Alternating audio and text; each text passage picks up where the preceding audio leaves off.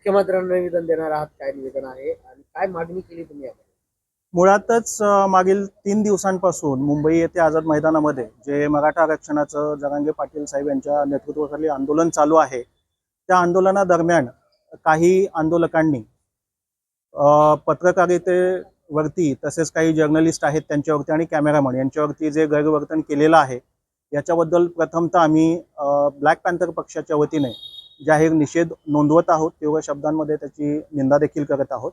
कारण ही महाराष्ट्राची भूमी आहे, जेथे अतिशय महामानव जसं डॉक्टर बाबासाहेब आंबेडकर, ज्योतिबा फुले, राजश्री शाहू महाराज, छत्रपती शिवाजी महाराज यांच्यासारखे अनेक महामानवांची ही कर्मभूमी आहे, जन्मभूमी आहे.